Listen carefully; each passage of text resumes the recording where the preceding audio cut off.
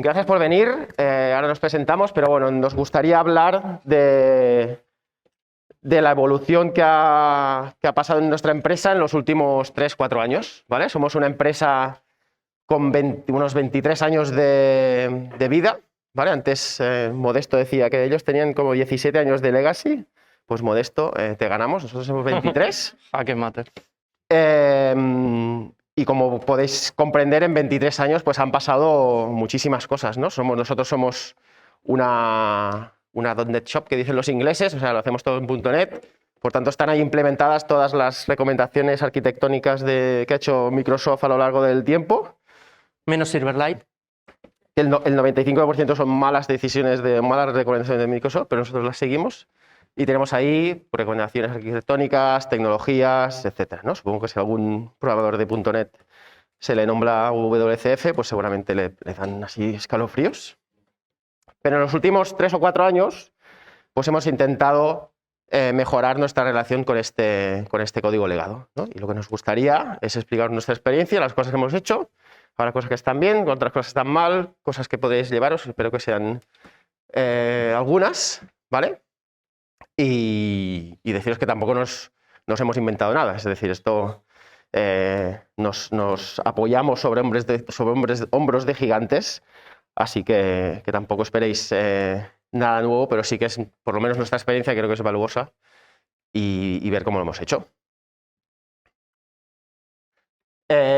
Como siempre, gracias a los patrocinadores, especialmente al tercero de la columna de la derecha, que somos nosotros. Los que habéis organizado algún sarao, pues sabéis que cuesta una pasta organizar saraos y son complicados. Así que los patros pues siempre son de muy buena ayuda. Así que muchas gracias a los patrocinadores. Vale, ¿qué es el Legacy Code? ¿Qué es el Legacy Code? ¿Quién me dice su visión del Legacy Code? Manos arriba. Esto es un atraco. Dime. Código que no escribiste, hostia. Nos gusta. Muy buena. Yo al revés. Dime. El código que te paga sueldo. Muy bien. ¿Alguna otra opinión? ¿No? ¿Sí? ¿Por ahí? Sí, dime. El que...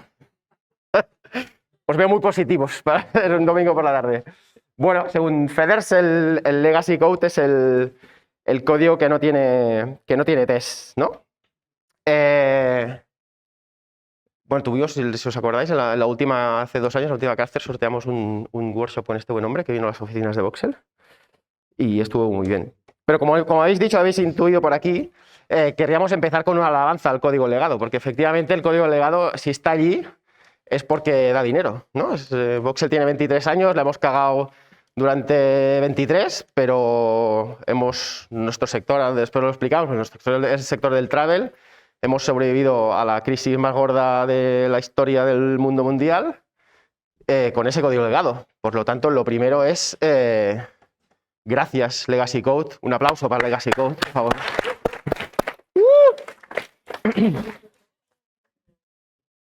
Que seguramente estamos todos iguales, más o menos, no con 23 años.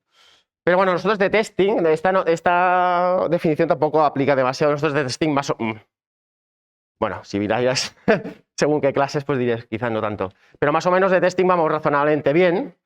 Pero para nosotros el Legacy Code es aquel código que nos hace no ir tan rápido como desearíamos, ¿no? No nos podemos adaptar a los cambios de mercado o a lo que nos pide negocio a la velocidad que nosotros nos gustaría, porque tenemos pues un código que inmantenible, difícil de leer, difícil de hacer cambios o con tecnologías antediluvianas.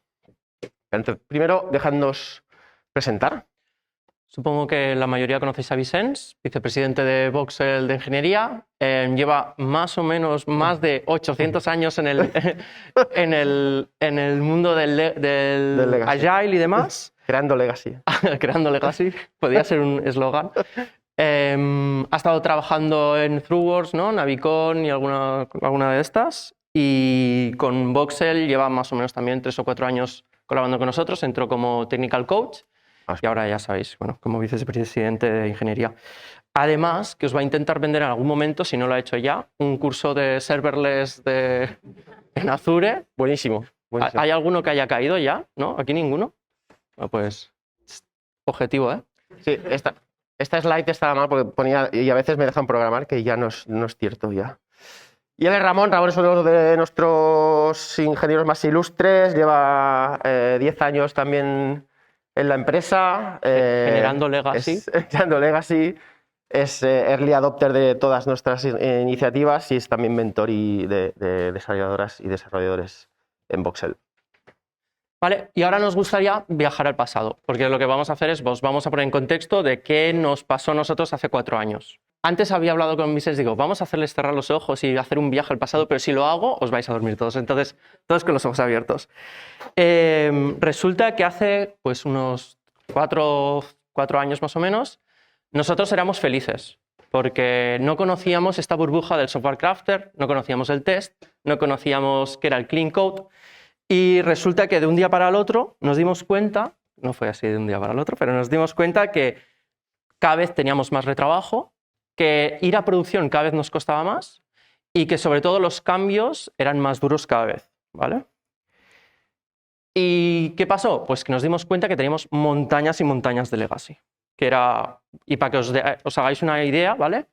Teníamos un repositorio con todo el código de Voxel, que eran unos 60 millones de líneas de código en C#, unos 300 proyectos aproximadamente, y lo mejor de todo, que teníamos 100.000 líneas de código en la base de datos. Esto era legacy. Veo gente sufriendo. Palpitaciones. Venga, para que os hagáis una idea más o menos de quién somos nosotros, que si no nos conocéis de la empresa, pero es un grupo empresarial especializado en transacciones electrónicas.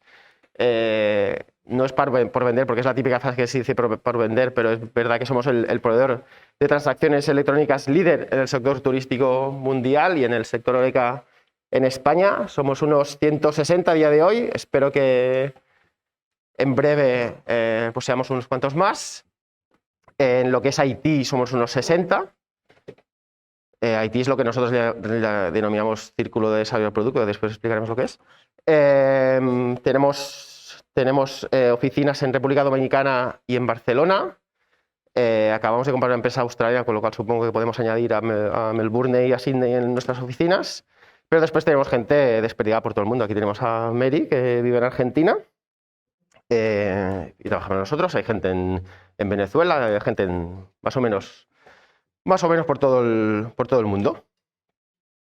Somos 7 equipos de desarrollo y 1 de infraestructura. Y hace 3 años, pues eso, nos dimos cuenta que aquello no podíamos continuar así, porque si no nos íbamos al garete, ¿vale?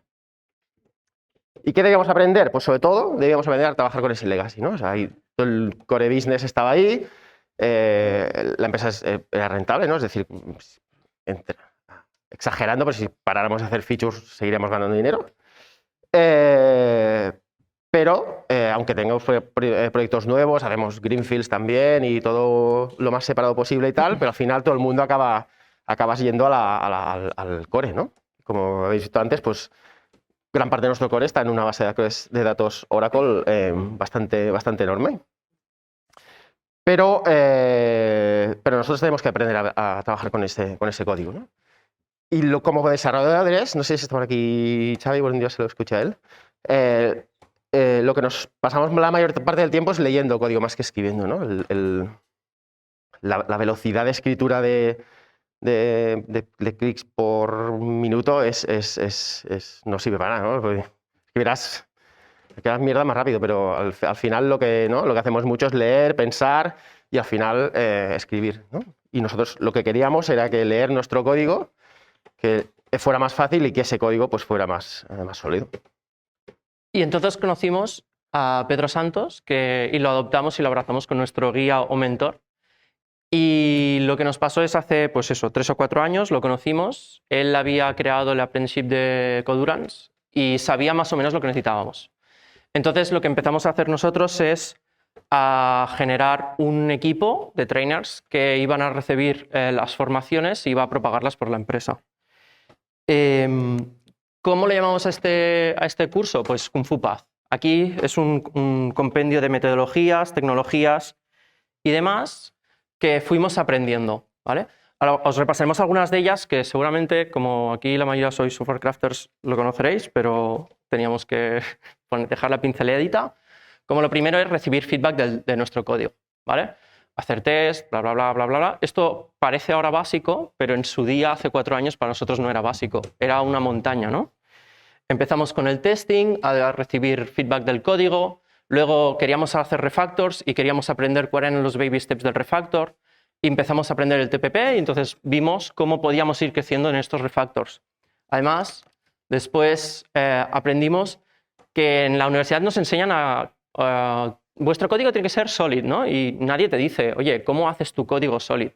Entonces aprendimos también Object Calisthenics, ¿no? Y al final son las 9 reglas básicas de cómo hacer sin ser consciente que estás aplicando solid poco a poco.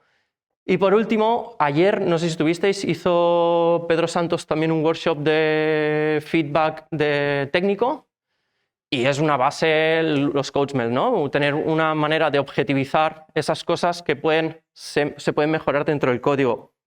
No quiere decir que estén mal o no, sino que eso huele. Y por último, ya teníamos más o menos pues, el feedback, sabíamos cómo más o menos refactorizar, podíamos empezar a discutir entre nosotros y nos quedaba diseñar un poco esas aplicaciones y cómo interactuaban, ¿no? Como la charla antes de Modesto, creo que era, pues justamente pues, teníamos que ir hacia un camino de tener aplicaciones más sencillas y no tanta sobre ingeniería. Y por más o menos en paralelo, ¿no? Quizá incluso un poco antes, también apareció en nuestras vidas Adrián, ¿no? Adrián se convirtió enseguida en el CEO de la empresa y nos ayudó a mejorar nuestra organización, nuestros procesos, etc. Y lo que hizo sobre todo fue introducir la sociocracia. ¿Vale? La sociocracia es un modelo de gobierno que ayuda a los equipos en la organización, la conexión y el alineamiento. Y se basa en 7 pilares, que os los voy a leer porque nunca me acuerdo, que son efectividad, consentimiento, empirismo, mejora constante, equivalencia, transparencia y responsabilidad.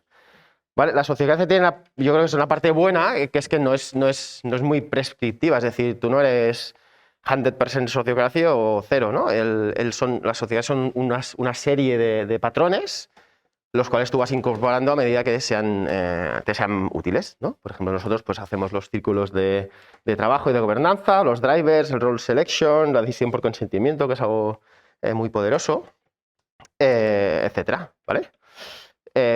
Y esto hace que nuestros equipos sean muy planos. Ahora os explicaremos un poco cómo estamos organizados, pero básicamente, según en qué organizaciones, si en una organización más tradicional, ¿no? Pues por debajo yo soy...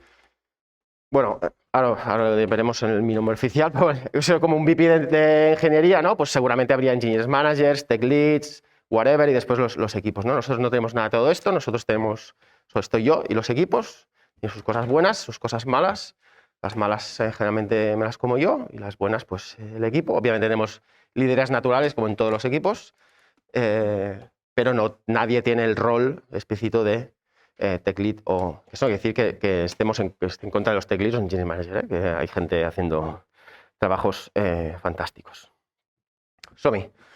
Esto vendría a ser el departamento de IT, que es nuestro círculo de desarrollo de producto. Aquí están representados como 4 equipos. Performance, que son la agrupación de team coaches. Para nosotros un team coach... ¿Cómo lo definiríamos? Bueno, un team coach vendría a ser un Scrum Master vitaminado.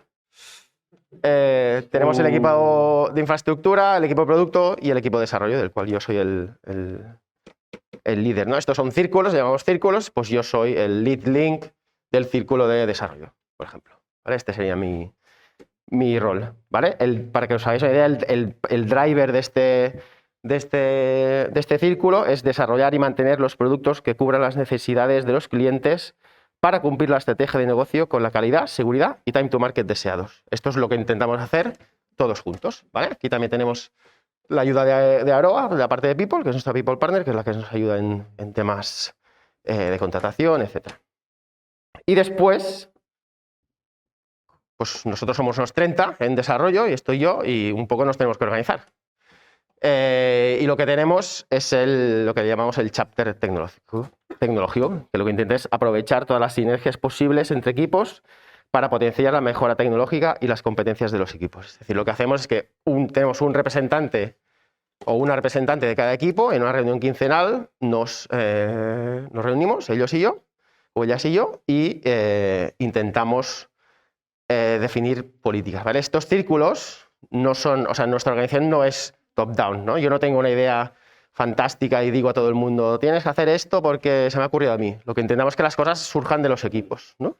Los equipos tienen cosas que creen que son interesantes de aplicar, o si no, el desarrollo por tensiones, ¿no? Tiene una tensión que necesitan resolver. Cuando pasa esto, se sube al círculo superior. Por ejemplo, si el equipo de Ramón dice, hostia, he probado que el canonical, vamos a un ejemplo, el canonical login, que no sé qué, nos va muy bien, creo que toda la empresa lo debería probar, se sube al chapter, se decide y digo, oye, pues esto lo intentaremos probar en más equipos, y lo llamamos abajo y lo llamamos a todos los equipos, ¿vale? O sea, lo que hacen los círculos estos de gobernanza son sobre todo definir políticas para que la gente se pueda autogobernar solamente sin que nosotros tengamos que hacer nada, ¿vale? Y las políticas pueden ser políticas tan sencillas como la política de qué pasa si yo quiero presentar una charla en una conferencia, pues tienes X días de fiesta, pues te la puedes preparar, no sé qué, patatín, patatán. O cosas tan complejas como el movimiento de personas entre equipos. Yo nunca decido, pues ahora Xavi se va a ese equipo a ayudarle, sino que el equipo que necesita la ayuda dice, oye, soy un equipo que he visto que necesito ayuda, pido ayuda a la gente, selecciono quién creo que no sé qué, papam, papam, y al final, pues si surge, pues Xavi se va a ayudar durante X meses al equipo, ¿vale? Y yo ahí no pinto... Ni yo, ni nadie del circo de desarrollo de productos, o sea, todo IT, pinta nada. Solo los equipos y las personas indicadas. Vale, pues habíamos aprendido cosas técnicas de cómo mejorar nuestro desarrollo, habíamos aprendido a modificar un poco la organización y también quedaba pues cómo trabajábamos. Hasta ese momento estamos hablando de que llevamos 20 años intentando hacer o Kanban, algunos equipos Scrum, pero a medias tintas, ¿vale? Y esto no funcionó, jamás funcionó. Al final lo que nos acabó funcionando es, coges un framework full y cuando sois expertos empiezas a quitar esas features que crees ya que no te sirven. Y esto lo hemos ido viendo con el tiempo, que es una de las grandes elecciones que hicimos en su tiempo, que el adoptar alguna de ellas. Vale, pues si os acordáis, ¿no? Ramón os ha explicado que teníamos los trainers. Los trainers hicimos una socialización de ese training a todos los equipos. O sea, creo que eran como 30 sesiones, corregidme si me equivoco, 30 sesiones de 3 horas con con 30 personas, éramos más por aquel entonces, con 40 y pico personas. O sea, le dedicamos mucho tiempo y mucho dinero. Y la gente en aquel momento hacía unas catas de la leche. La FishBash la hacía con un TDD finísimo, pero llegaban a su código y decían, my God, ¿dónde pongo aquí un test? Que esto es una locura. Yo empecé como technical coach, que ahora os explicamos lo que es, y cuando llegué al equipo de Xavi, dije, madre de Dios, pero esto ¿dónde metemos aquí la mano, ¿no? Al final lo vimos y empezamos a currar. Pero claro, es muy diferente el mundo ideal de la formación, de las catas, del tal cual, que obviamente son necesarias y la práctica deliberada es esencial, pero después viene la cruda realidad que es tu código, y tu código no es una página en blanco, tu código en general es luchar contra un código que ya está ahí. Así que necesitamos ayuda, y lo que contratamos son lo que llamamos, o se llama, technical coach, ¿no? Yo empecé como tal, pero después fichamos a los dos buenos, que son Pedro y Cristina, ¿vale? Pedro y Cristina lo que nos hacen son las figuras dedicadas exclusivamente al crecimiento técnico de nuestra gente, ¿vale? Van pasando por los equipos y hacen sesiones learning hours, mejoran sus procesos, obviamente practican en código real, les explican cómo hacer bien mob, whatever, todo lo que se os ocurra, ¿vale? Hay gente que nosotros los tenemos externos, hay gente, pues si no me equivoco, la gente si está Carlos por aquí, la gente de Run Room tiene cosas internas, pero al final es gente lo hagáis como lo hagáis, pero es gente exclusivamente que no hacen producto y que se dedican exclusivamente a mejorar las capacidades de los trabajadores de la empresa, ¿vale? Y esto para nosotros ha sido pues fantástico, porque la verdad es que se ha notado un montón. Aquí preguntad a cualquiera de Voxel que esté por aquí si les ha servido las sesiones, y sin amenazas por mi parte veréis que dirán que sí. Jamás. Entonces, ¿qué cositas pinceladas que aprendimos con ellos, ¿no? Porque la primera es, por ejemplo, los 10 minutos de refactor a primera hora de la mañana, a última hora de la tarde, entre cafés, ¿vale? Cogíamos cada uno del equipo, durante 10 minutos nos podíamos hacer refactors seguros, ¿vale? Normalmente, pues los refactors que te ofrece el IDE. ¿Esto que nos ofrecía? Pues que poco a poco ese legacy empezaba a tener mejor nombre, mejores métodos y demás. Además, introdujimos otras ceremonias, como también, por ejemplo, pair programming, mob programming. Hoy en día los equipos de Voxel no trabaja nadie solo, siempre con algún compañero, ya sea por pair o por mob. En caso del mob, pues trabajamos en mob cuando tenemos features muy complicadas o queremos aprender algo conjuntamente. Y por último, el technical review, que es algo también que nos funciona muy bien. Al final, estamos hablando constantemente de ese feedback, ¿no? Y necesitamos pues, recibir más feedback del código. Una sesión donde nos sentamos todos delante de un código de esta semana. Me gustaría enseñaros este trozo de código. ¿Qué os parece? ¿Cómo podemos mejorarlo? Creo que aquí este test lo he dejado un poco cojo, me echáis una mano, ¿vale? Son sesiones pues, que nos ayudan a crecer dentro del equipo. Además, pues hemos ido adoptando los principios más básicos que seguramente todos conocéis, el tema de las ventanas rotas, medición. Por ejemplo, ayer Xavi y Caro os hablaban del Accelerate Metrics y nos ha ayudado mucho a ver cómo esos puntos que teníamos que ir mejorando. Los test, refactoring, ¿vale? Son cosas que, bueno, más o menos seguramente todos conocéis. Y dos puntitos más que, sobre todo si estamos hablando de Legacy, son imprescindibles. Uno es los Golden Master, ¿vale? Estamos hablando de que tenemos 60 millones de líneas de código que son difíciles de comprender, que son difíciles de leer y que no se entienden. La mayor parte de la empresa no lo entiende. Entonces, bueno, pues como el algoritmo de, si conocéis el Golden Master, pues una manera de hacer un discovery mediante los tests de cómo funciona tu código. Otro más, que probablemente pocos conozcáis, el Naming as a Process. Es una manera de ir cogiendo código legado, ir poniéndole un nombre, extrayendo métodos e ir mejorando ese nombre con el tiempo. Este es brutal. Y otra cosa que utilizamos bastante, creo que ha salido en una charla anterior, ¿no? Son los feature toggles, ¿no? A veces nos encontrábamos que teníamos, claro, añadir features a un código legado a veces es larguito, ¿no? Es complejo.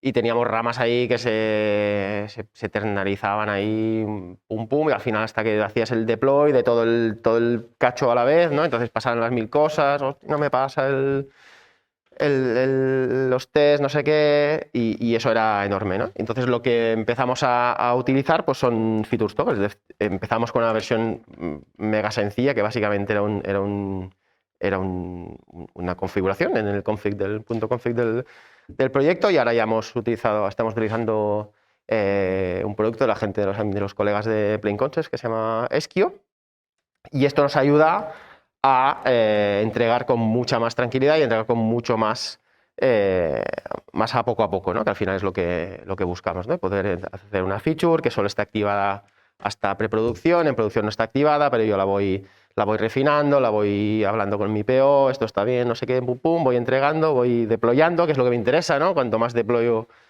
mucho mejor. Y al final, cuando toca activarla, pues la activamos y ya está, ¿vale? Esto también nos podría habilitar, ¿no? En un futuro pasar a Trunk-Based Development. A día de hoy no tenemos ningún equipo que haga Trunk-Based Development, si no estoy equivocado.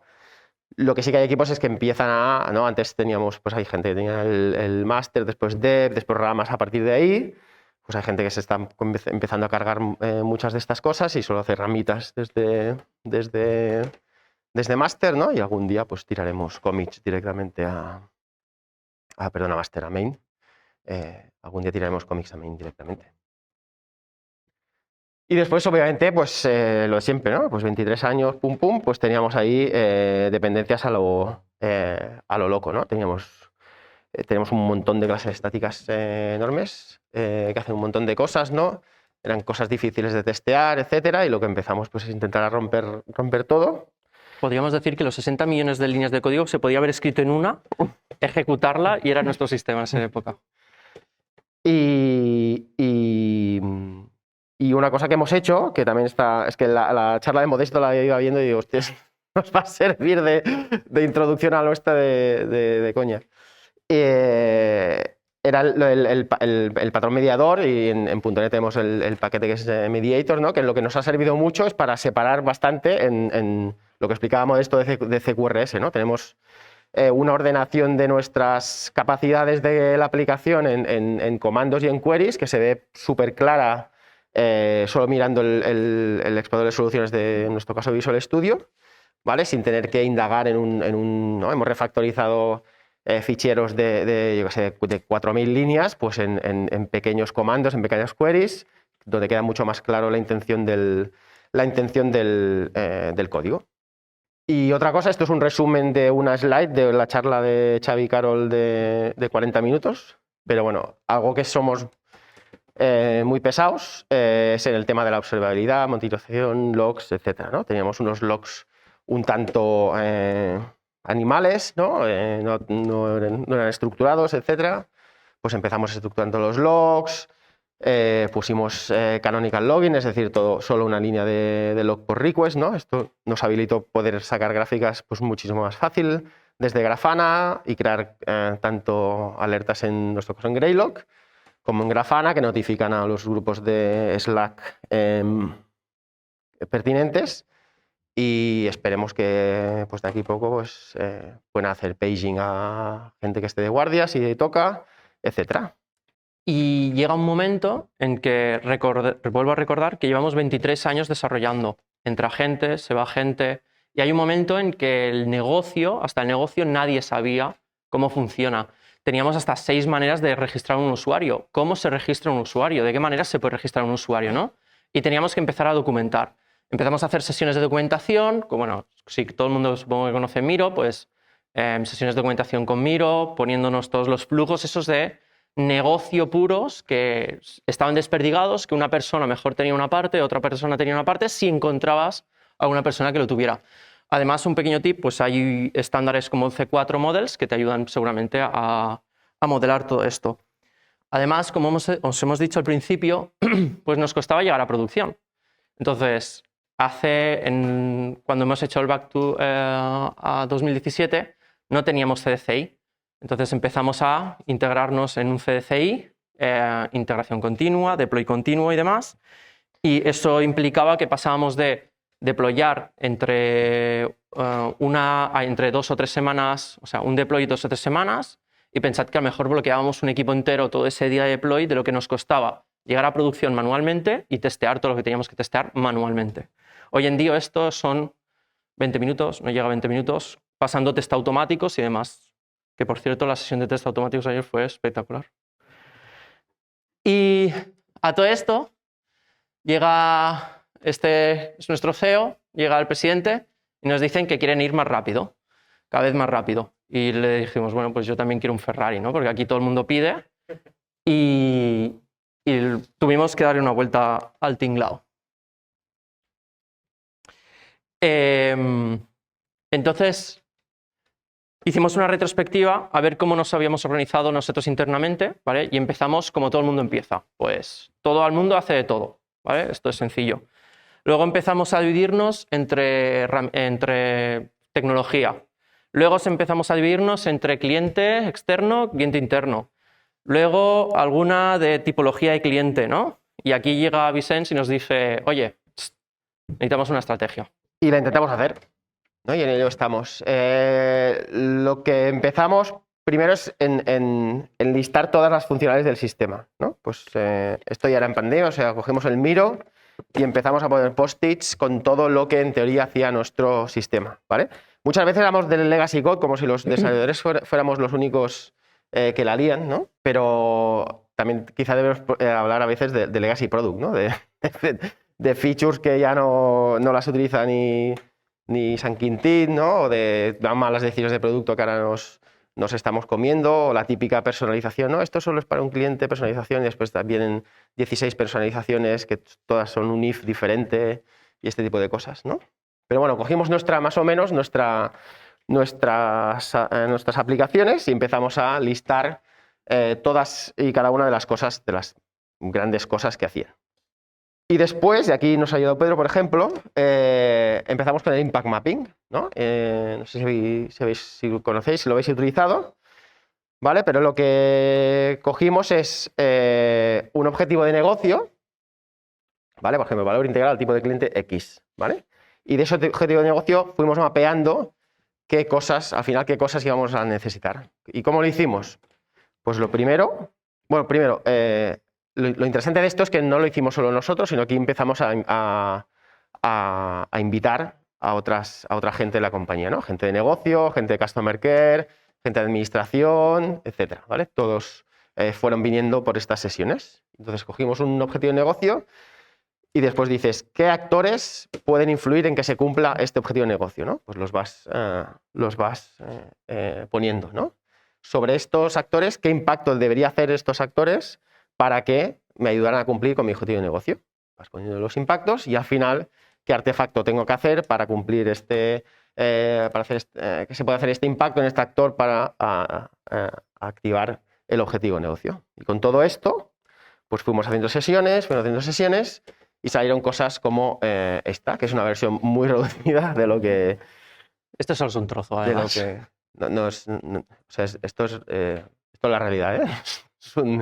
No es un dibujo, ¿vale? Y claro, dijimos, hostia, aquí tenemos obviamente ya lo intuíamos, ¿no? Pero aquí tenemos un pifostio bastante importante, ¿no? Y lo que empezamos es agrupar estos artefactos en cosas que nos parecían lógicas, ¿no? Una vez lo tienes aquí y sabes los objetivos y los actores a qué impactan y tal, es como más fácil empezar por agrupar por cosas diferentes de lo que estabas agrupando antes, ¿no? Teníamos un equipo que se llama extranet. ¿Qué es una extranet? ¿A quién da valor una extranet por sí, ¿no? Una extranet es la cosa más genérica del mundo. Bueno, pues hagámoslo con un propósito mucho más concreto, ¿no?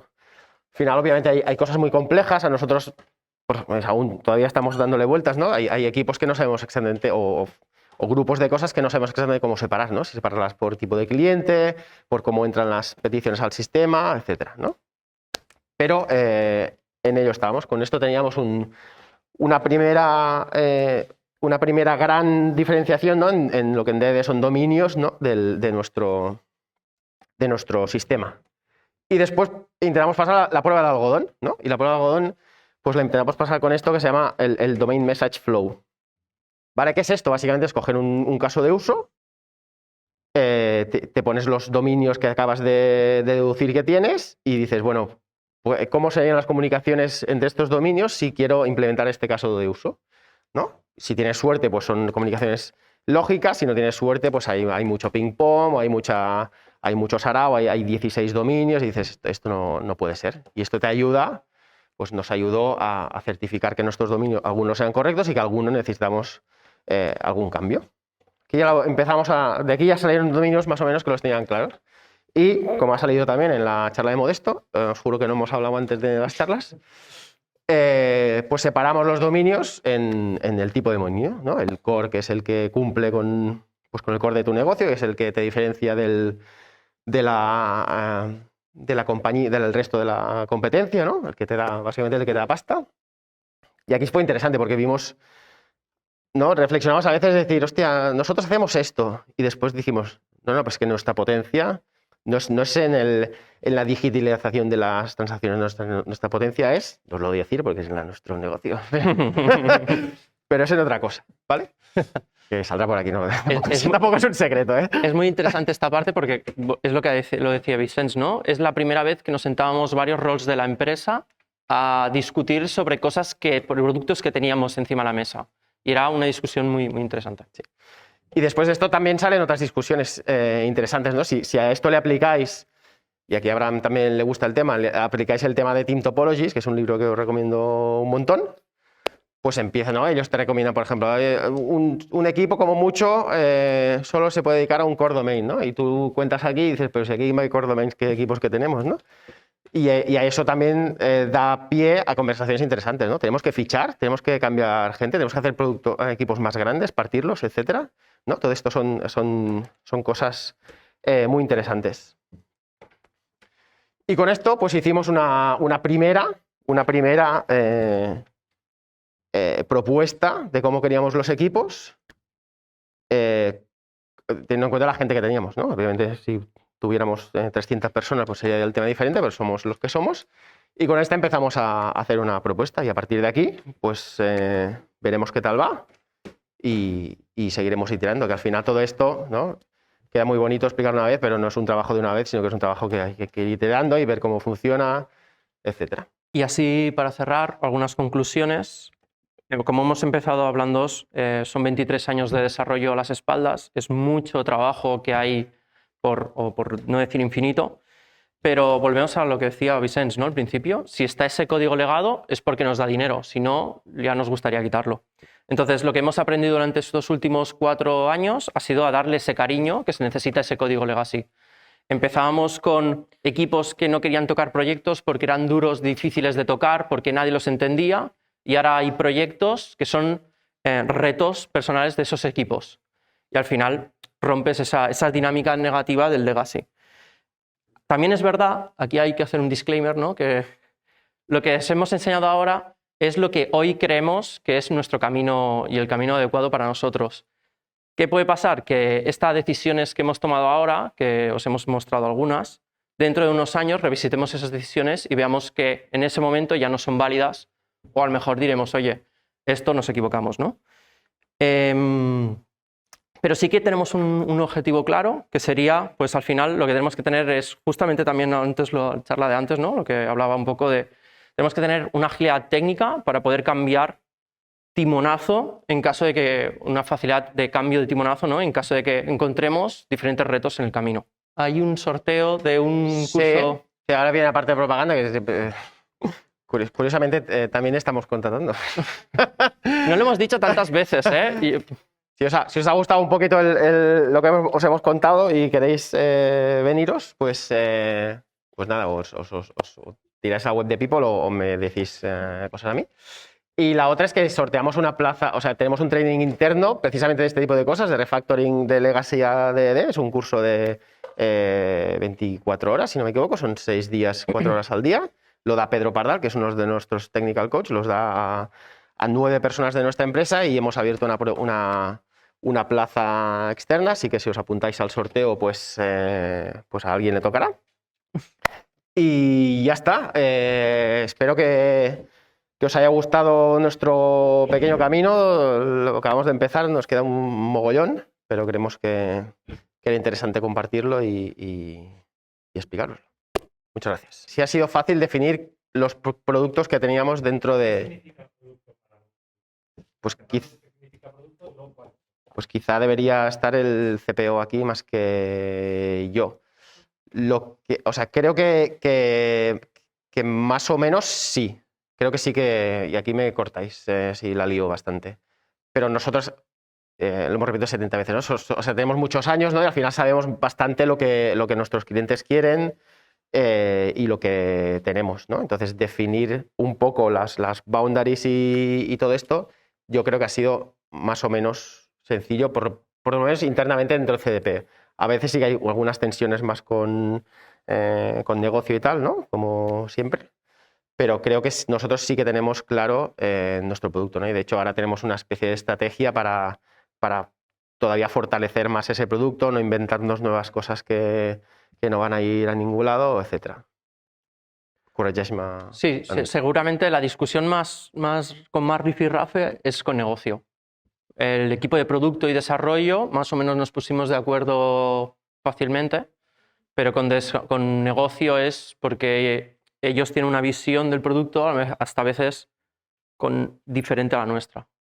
También estamos viendo otro tipo de transformación más a nivel de la empresa, ¿no? Que es pues lo que llamamos los centros de valor, en alinear mucho más toda la parte vertical pues ventas, negocio, producto, desarrollo, customer care, etcétera, ¿no? Y todo esto, ¿no? Es pues un engranaje que va a su velocidad, pero que ¿no? Esperemos que sí que nos lleve a que todo, ¿no? Estas discusiones que seguramente estás pensando, negocio, producto, ¿cómo es que tienen tal? Que por eso te he cortado. Bueno, pues intentaremos minimizarlas cada día más. Cuando introdujimos las figuras del technical coach, cómo compaginan con el día a día del producto, del equipo. O sea, el tema es el que el technical coach principalmente trabaja en delivery, o sea, trabaja con código del equipo. Y lo que se intenta es a mejorar ese código y utilizar ese código como excusa de introducir tal. Obviamente pues el delivery baja un poquitín porque pues ahora antes íbamos todos a mogollón y ahora hacemos mobs, ahora hacemos pues ahora este refinamiento, nos vamos a pasar más rato, ahora vamos a hacer una learning hour de tal, ¿no? Pero es algo que nos ha rentado claramente, ¿no? A la larga acabas reduciendo retrabajo, ganas calidad de código y esto lo estamos cultivando, o sea, estamos recibiendo los frutos ahora mismo ya. Sí, totalmente. En producción, totalmente. O sea, directamente. Y el cambio de un equipo cuando empiezan al cabo de 6 meses es patarrante. Es lo que decíamos, ¿no? Teníamos la teoría, nos faltaba y los equipos lo decían, oye, ya sabemos hacer test, pero tú cuando entras en un proyecto de hace 15 años, pues no sé ni por dónde empezar. Entonces ahí es donde alguien con mucha experiencia puede venir y ayudarte y decirte, mira, ¿qué te parece si? Y con 3 palabras es suficiente para... Pues esto empezó antes que yo llegara, que yo creo que es hace 3 años y medio, 4, ¿no? Más o menos. Finales 2017, principios 2018, por ahí, más o menos. Y ahí había un cebollón de cambio, ¿eh? O sea, desde la parte de procesos, yo eso no lo viví tanto, o no lo viví, pero que aquí Ramón pueda meterle, ¿no? Pero la parte de procesos, cultura, mindset agile, bla, bla, bla, y ahora la parte más técnica, pues son procesos lentos, o sea, no harás un cambio de un día para otro. Son procesos lentos y que esperemos que continúen muchos años. Hemos iterado 8.000 millones de veces. Por ejemplo, en formaciones, pues hemos empezado lo que decíamos antes, ¿no? El tema de los trainings, formaciones, luego... Y hemos hecho 1.000 pruebas. Y hay unas que nos han funcionado, que son las que más o menos os hemos mostrado. ¿Qué pasa en 2017, Ramón? No sé si lo puedo decir, pero hay un momento en que el negocio, ¿vale? Le viene un cliente y le dice, oye, que vosotros antes entregabais muy rápido, trabajabais muy rápido y ahora ya no sois tan rápidos. Ese momento es cuando dirección, desarrollo, todo el mundo se alineó y fue como el hilo conductor para despegar. Es decir, necesitamos un cambio ya. Y todo lo que hemos explicado, un gran monolito, empezabas un cambio aquí y acabas tocando todo el sistema, meses de ramas abiertas, toda la mala praxis la hemos usado toda. Ramón, ¿cuáles fueron los challenges más difíciles? Primero la formación, ¿vale? Formación fue el primer granito. Luego un cambio cultural, hacia Agile, hacia... También justamente en la misma época estábamos con la empresa, con Scaling Up, el tema de un framework de gestión de valores, ¿no? Hacer fluir esos valores de la empresa, qué éramos y cómo éramos. Todo eso pues iba muy de la mano, ¿no? Fue un cambio transversal en toda la empresa. En los últimos 4 años, ¿ha habido alguna aplicación que hayamos reescrito de cero? Corrígeme, pues se la lío. Juraría que no hemos reescrito desde cero nada. Se han hecho refactorings gordos, se han hecho pues, trozos de aplicaciones sí que obviamente se han hecho de manera diferente, pero lo que se dice es que... O sea, el problema de esa pregunta también, ¿no? Es que tendrías que ver, claro, tienes que ver esas aplicaciones, ¿no? Si quieres, Xavi te enseña la intranet y cuando veas las 17 pestañas que hay, dices, eso no lo puedo yo voy a poner un asterisco, ¿no? Hay aplicaciones, vuelvo a decir, es que no somos conscientes, ¿eh? Hace 20 años que están hechas. A nivel de UI, a nivel de User Experience, hace 20 años había poca gente que lo tenía en cuenta. Entonces, sí que es cierto que hay aplicaciones que han ido mutando muy fuerte desde entonces. Entonces, pues ha cambiado, seguramente hasta han cambiado de tecnología, se han revisitado producto, se ha mirado a ver, oye, ¿estas funcionalidades las está usando el cliente? No, pues vamos a empezar a desgranar qué es lo que se usa, qué no es lo que se usa, pero seguramente un mix. No las hemos reescrito de nuevo, pero es que había algunas que es que necesitaban una reestructuración muy fuerte. Y estamos en ello, que esto nunca acaba, así es que cuando acabemos es como la Sagrada Familia, cuando acabemos por un lado, vamos a mirar el otro lado, que está igual. También hay cosas que tienes que evaluar qué frecuencia de cambio tienen, ¿no? Hay cosas que simplemente funcionan y no habrá nuevas features ahí nunca o en un foreseeable future, ¿no? Y tú pues dices, bueno, pues eso, hacerla de cero sería tirar el dinero, ¿no? Que para esto a veces sí que hemos hecho algún análisis de las herramientas estas. Hay un libro muy bueno del Adam Thornhill, ¿no?